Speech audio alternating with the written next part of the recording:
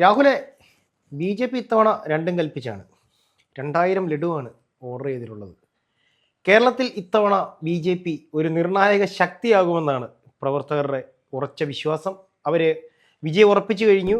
അങ്ങ് രാജീവ് ചന്ദ്രശേഖർ മുതൽ ഇങ്ങേ അറ്റത്ത് കെ സുരേന്ദ്രൻ വരെയുള്ള നേതാക്കളുടെ മത്സരിക്കുന്ന സ്ഥാനാർത്ഥികളുടെ ഫ്ലെക്സ് അടിച്ചു കഴിഞ്ഞു. 2000-ലധികം ലഡു ഓർഡർ ചെയ്ത് കഴിഞ്ഞു. വിജയാഘോഷം അവരിതാ ഈ 1-ാം തീയതി ആരംഭിക്കുക. ഇനിയും വോട്ടെണ്ണലിന് 3 ദിവസം കൂടി ബാക്കി നിൽക്കെ ഇന്ന് 1-ാം തീയതി അവർ ആഘോഷം ആരംഭിച്ചിരിക്കുകയാണ്. അതിൻ്റെ പ്രധാനപ്പെട്ട കാരണം അവരുടെ പ്രസിഡന്റ് പറഞ്ഞത് വെയിറ്റ് ചെയ്യൂ, പ്രവർത്തകരോട് പറഞ്ഞത് 4-ാം തീയതി വരെ നിങ്ങളൊന്ന് വെയിറ്റ് ചെയ്യൂ, വെയിറ്റ് ആൻഡ് സീ എന്നാണ് പ്രവർത്തകരോട് പറഞ്ഞിട്ടുള്ളത്. അതിൻ്റെ അടിസ്ഥാനത്തിലാണ് അവർ വെയിറ്റ് ചെയ്തിരുന്നത്. പക്ഷേ ഇവർക്ക് ആഹ്ലാദം ഇങ്ങനെ കൂടി ചില സർവേയിലൊക്കെ 10 സീറ്റ് വരെ പ്രവചിച്ചിട്ടുണ്ട്. അപ്പോൾ അവരുടെ 8 സ്ഥാനാർത്ഥികൾ, അതായത് ശക്തരായിട്ടുള്ള 8 സ്ഥാനാർത്ഥികൾ, ആദ്യം തന്നെ നമ്മുടെ പ്രസിഡൻ്റായിട്ടുള്ള രാജീവ് ചന്ദ്രശേഖരൻ, ബി ജെ പിയുടെ സംസ്ഥാന പ്രസിഡന്റ് രാജീവ് ചന്ദ്രശേഖരൻ, മുൻ പ്രസിഡന്റായിട്ടുള്ള സുരേന്ദ്രജി, അതേപോലെ തന്നെ ശോഭാ സുരേന്ദ്രൻ, മുരളീധരൻ, അങ്ങനെ ജോർജ്, പത്മജ വേണുഗോപാൽ, അങ്ങനെ വിജയ സാധ്യത ഉണ്ട് എന്ന് അവർ കരുതുന്ന എല്ലാ നേതാക്കന്മാരുടെയും ഫ്ലെക്സ് ബോർഡുകളൊക്കെ സെറ്റ് ചെയ്ത് വെച്ച് പ്ലക്കാർഡുകളൊക്കെ കൊണ്ട് നിൽക്കുകയാണ്. മെയ് 4 റിസൾട്ട് വരുമ്പോൾ തന്നെ കൊടുക്കാനായിട്ട് 2000 ലഡുവൊക്കെ. ഇത് എറണാകുളം ജില്ലയിലാണ് സംഭവിക്കുന്നത്. എറണാകുളം ജില്ലയിൽ ബി ജെ പി സ്ഥാനാർത്ഥി ഉണ്ടാകുമോ എന്ന് ചോദിച്ചു കഴിഞ്ഞാൽ ഇല്ല എന്നാണ് അതിൻ്റെ വാസ്തവം. പക്ഷേ എറണാകുളം ജില്ലയിൽ സ്ഥാനാർത്ഥി ഉണ്ടാകുന്നുണ്ട്. ബി ജെ പിക്ക് എവിടെയെങ്കിലും ഒരു സ്ഥാനാർത്ഥി കിട്ടിയാൽ അത് കേരളം മുഴുവൻ അവരെ ആഘോഷിക്കാൻ തയ്യാറായി നിൽക്കുകയാണ്. അതായത് നേമത്ത് രാജീവ് ചന്ദ്രശേഖരനെങ്കിലും വിജയിച്ചാൽ മതി, ആ വിജയമാണെങ്കിൽ പോലും കേരളം മുഴുവൻ ഞങ്ങൾ ആഘോഷിക്കുമെന്നുള്ള ഒറ്റ ചിന്തയിലാണ് ബി ജെ പി ഇപ്പോൾ പൊയ്ക്കൊണ്ടിരിക്കുന്നത്. അതുകൊണ്ടാണ് എറണാകുളത്ത് തന്നെ 2000 ലഡുവും ഓർഡർ ചെയ്ത് ഫ്ലെക്സ് ബോർഡുകളെല്ലാം അടിച്ച് സെറ്റ് ചെയ്ത് വെച്ചിരിക്കുകയാണ്. അപ്പോൾ അതിനകത്ത് റിപ്പോർട്ടർ ചോദിക്കുന്നുണ്ട്, ഇത് ബംഗാളിൽ നിങ്ങൾ വിജയിക്കുന്നതിൻ്റെ ഭാഗമാണോ എന്നൊക്കെ ചോദിക്കുന്നുണ്ട്. എന്താണെങ്കിലും ബി ജെ പിയുടെ കോർ കമ്മിറ്റി അനാലിസിസ് പ്രകാരം, അതായത് തെരഞ്ഞെടുപ്പിന് ശേഷം എല്ലാ പാർട്ടികളും കൃത്യമായിട്ട് അവർ വിജയിക്കുമോ ഇല്ലയോ ഓരോ ഡാറ്റകൾ എടുത്ത് പരിശോധിക്കുന്ന സാഹചര്യത്തിൽ ഇവരുടെ കോർ കമ്മിറ്റിയിൽ ഇത്ര സീറ്റുകൾ വിജയിക്കാനുള്ള സാധ്യതകളുണ്ട്. അതായത് 4 തൊട്ട് 8 സീറ്റുകൾ വരെ വിജയിക്കാനുള്ള സാധ്യതയുണ്ട്. ഇല്ലെങ്കിൽ ഒന്നും കിട്ടാതിരിക്കാനുള്ള സാധ്യതയുമുണ്ട്. അവർ സംപൂജ്യരായി മടങ്ങാനുള്ള സാധ്യതയും ഉണ്ട് എന്നുള്ള കണക്കുകൾ പുറത്തുവിട്ടിരുന്നു. അതെല്ലാം മാധ്യമങ്ങളും ബ്രേക്ക് ചെയ്തതാണ്. ബി ജെ പി സംപൂജ്യരാകുമെന്ന് ബി ജെ പിയുടെ കോർ കമ്മിറ്റി ചർച്ചയിൽ എന്നൊക്കെ പറഞ്ഞുകൊണ്ട് വാർത്തകളൊക്കെ വന്നതാണ്. അപ്പോൾ എന്താണെങ്കിലും ബി ജെ പിയുടെ പ്രതീക്ഷ എന്ന് പറയുന്നത് ഒരെണ്ണമെങ്കിലും, ഇതിനു മുമ്പിട്ടിപ്പോൾ നമുക്കറിയാം, ഈ ഇടയ്ക്കാണ് തിരുവനന്തപുരത്ത് വെച്ച് പോലീസുകാർ തമ്മിലുള്ള സംഘർഷം, അതായത് പോലീസും ബി ജെ പിയുമായിട്ടുള്ള സംഘർഷം, അതിലേക്ക് നമ്മുടെ മുൻ ഡി ജി പിമാരായിട്ടുള്ള 2 പേർ വരുന്നു. ഒരാൾ റോഡിലിറങ്ങി സമരം ചെയ്യുന്നു, മറ്റേ ആൾ വന്ന് വലിയൊരു പ്രസംഗം നടത്തിയിരുന്നു. ഇനി അടുത്ത തെരഞ്ഞെടുപ്പിൽ ഇവിടെ ബി ജെ പി അധികാരത്തിലേക്ക് വരും, ബി ജെ പി കറുത്ത കുതിരയായിട്ട് മാറും, 10 സീറ്റ്, അതെ 10 സീറ്റുകൾ വാങ്ങിച്ച് കേരളത്തിൽ അധികാരത്തിൽ വരണമെന്ന് നിശ്ചയിക്കുന്നത്. അതായത് ഇവിടെ തൂക്കുമന്ത്രിസഭ വരും, 10 സീറ്റുകൾ ബി ജെ പി നേടും, അധികാരത്തിൽ വരണമെന്ന് ബി ജെ പി നിശ്ചയിക്കും. അങ്ങനെ ഈ തെരഞ്ഞെടുപ്പിലെ ഏറ്റവും വലിയ കറുത്ത കുതിരയായിട്ട് ബി ജെ പി മാറുന്ന കാഴ്ചയാണ് കാണാൻ പോകുന്നത് എന്നുള്ള വലിയ പ്രസ്താവനകളൊക്കെ നടത്തിയിരുന്നു. ഇത് തന്നെയായിരുന്നു ഇതിനു മുമ്പിട്ടുള്ള മുന്നത്തെ സംസ്ഥാന പ്രസിഡന്റായിട്ടുള്ള സുരേന്ദ്രജിയുടെയും പ്രസ്താവന അങ്ങനെ തന്നെയായിരുന്നു. കറുത്ത കുതിരയാണ് ഞങ്ങൾ ഈ തെരഞ്ഞെടുപ്പിൽ, ഞങ്ങൾ തീരുമാനിക്കും അധികാരത്തിൽ വരുമെന്ന്. അത് തന്നെയായിരുന്നു രാജീവ് ചന്ദ്രശേഖരൻ മാധ്യമങ്ങളോട് പറഞ്ഞത്. അപ്പോൾ ബി ജെ പിയുടെ ഒരു ലൈൻ എന്ന് പറയുന്നത്, ഞങ്ങൾ തീരുമാനിക്കും ഇവിടെ അധികാരത്തിൽ വരണം, എൽ ഡി എഫ് വരണോ യു ഡി എഫ് വരണോ ഞങ്ങൾ തീരുമാനിക്കും, അതിനുള്ള കേപ്പബിലിറ്റി ഞങ്ങൾ ഉണ്ടാക്കിയെടുക്കും എന്നായിരുന്നു. പക്ഷേ തെരഞ്ഞെടുപ്പിൻ്റെ സർവേ റിസൾട്ടുകൾ പുറത്തേക്ക് വരുമ്പോൾ നമുക്ക് കാണാൻ കഴിയുന്നത് 0 മുതൽ 3 സീറ്റുകൾ വരെയാണ് എല്ലാ സർവേകളും പ്രവചിക്കുന്നത്. ആ 3 സീറ്റുകളും കൂടുതലും തിരുവനന്തപുരത്ത് തന്നെയാണ്.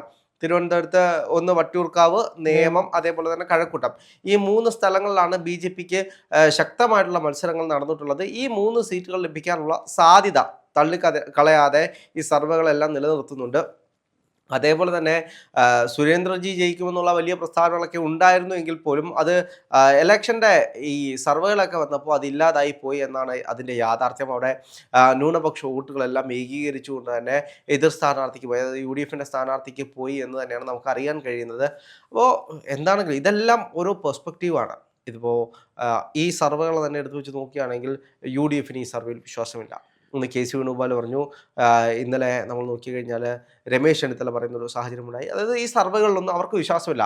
അവർക്ക് അവരുടെ പ്രവർത്തകരെയും അവരുടെ സംഘടനാ സംവിധാനത്തെയുമാണ് വിശ്വാസം. അതായത് അതുകൊണ്ട് ഈ ചെറിയ ഭൂരിപക്ഷമൊന്നും അല്ല ലഭിക്കാൻ പോകുന്നത്, വലിയ ഭൂരിപക്ഷത്തിലായിരിക്കും വിജയിക്കാൻ പോകുന്നത് എന്നാണ് UDFിൻ്റെ പക്ഷം. LDFും അതേപോലെ തന്നെയാണ്. LDF പറയുന്നത് ഞങ്ങളും ഈ സർവേകളിലൊന്നും വിശ്വസിക്കുന്നില്ല, ഈ സർവേ എല്ലാം പൊട്ടത്തെറ്റാണ്, കണക്കുകളൊന്നും ശരിയല്ല, ഞങ്ങൾക്ക് ഞങ്ങളുടെ പാർട്ടി സംവിധാനത്തെയും ഞങ്ങളുടെ അണികളെയുമാണ് വിശ്വാസം, കേരളത്തിലെ ജനങ്ങളെയാണ് വിശ്വാസം, അതുകൊണ്ട് തുടർ ഭരണം ഉണ്ടാകുമെന്ന് തന്നെയാണ് MA ബേബിയെ പോലുള്ള നേതാക്കന്മാർ പറയുന്നത് നമ്മൾ കണ്ടതാണ്.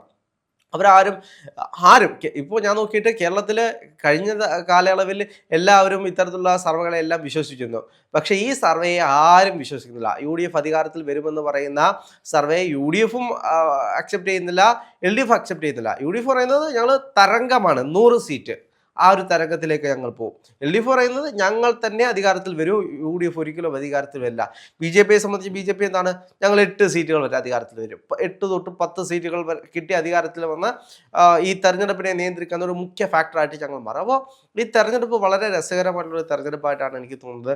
ഇനി ഇവർ ഉദ്ദേശിക്കുന്ന രീതിയിലൊന്നും ഒരു ട്വിസ്റ്റും സംഭവിച്ചില്ലെങ്കിൽ എന്താണ് പിന്നീട് പാർട്ടികൾ എടുക്കാൻ പോകുന്ന നിലപാടുകൾ? ഇപ്പോൾ BJP ഉദ്ദേശിച്ച രീതിയിൽ 10 സീറ്റിലേക്ക് വരികയാണെങ്കിൽ കേരളത്തിൽ സംഭവിക്കാൻ പോകുന്ന രാഷ്ട്രീയ ട്വിസ്റ്റുകളുണ്ടല്ലോ, UDFിനോടൊപ്പം നിൽക്കുമോ, LDFിനോടൊപ്പം നിൽക്കുമോ, ആരാണ് അടുത്ത മുഖ്യമന്ത്രി സ്ഥാനാർത്ഥിയായിട്ട് പ്രഖ്യാപിക്കാൻ പോകുന്നത്, വലിയ ട്വിസ്റ്റായിരിക്കും. അപ്പോൾ അതേപോലെ തന്നെ LDF അധികാരത്തിൽ വരികയാണെങ്കിൽ UDFിന് കിട്ടുന്ന വലിയൊരു അടിയുണ്ട്. അപ്പോൾ UDF ആണ് അധികാരത്തിൽ വരാൻ പോകുന്നതെങ്കിൽ LDF പറഞ്ഞിട്ടുള്ള മറ്റു ഒട്ടനവധി കാര്യങ്ങളുണ്ട്. അപ്പോൾ അവർ ഇത്രയും നാളും തള്ളിമറിച്ച മറ്റു കാര്യങ്ങളും, അപ്പോൾ ഇതെല്ലാം വലിയ രീതിയിൽ രാഷ്ട്രീയ കേരളം ചർച്ച ചെയ്യാൻ ഒരുങ്ങിയിരിക്കുകയാണ്. പക്ഷേ എനിക്ക് തോന്നുന്നു കേരളത്തിൻ്റെ രാഷ്ട്രീയ മനസ്സ് ഒരു ഭരണമാറ്റം പ്രതീക്ഷിച്ചിരുന്നു, ആ ഭരണമാറ്റത്തിനായി വോട്ടുകുത്തി അത് അക്സെപ്റ്റും ചെയ്തു തുടങ്ങി എന്നാണ് എനിക്ക് തോന്നുന്നത്. കാരണം നമ്മൾ സാമൂഹ്യ മാധ്യമങ്ങളാണെങ്കിലും എല്ലാ പ്ലാറ്റ്ഫോമുകളും നോക്കിക്കഴിഞ്ഞാലും അങ്ങനെ തന്നെയാണ് നമുക്ക് കാണാൻ കഴിയുന്നത്. എന്താണെങ്കിലും BJPക്കാരുടെ പ്രതീക്ഷ, അവർ 8 സീറ്റുകൾ കിട്ടുമെന്ന് പറഞ്ഞിട്ട് 2000 ലഡുവൊക്കെ ഓർഡർ ചെയ്തു. ഇനി അവരുടെ കോർ കമ്മിറ്റി റിപ്പോർട്ട് പോലെ സംപൂജ്യരായി പോവുകയാണെങ്കിൽ ഈ ലഡുവൊക്കെ എവിടെ കൊണ്ടുപോകുമെന്നാണ്. ആ സമയത്ത് ഓടി നടക്കുന്ന LDFകാർക്കോ അല്ലെങ്കിൽ UDFകാർക്കോ അല്ല, വോട്ട് മറിച്ച് നല്ല പാരമ്പര്യമുള്ള ആളുകളാണ്, അപ്പം ലഡുവും മറിച്ച് വയ്ക്കാമല്ലോ.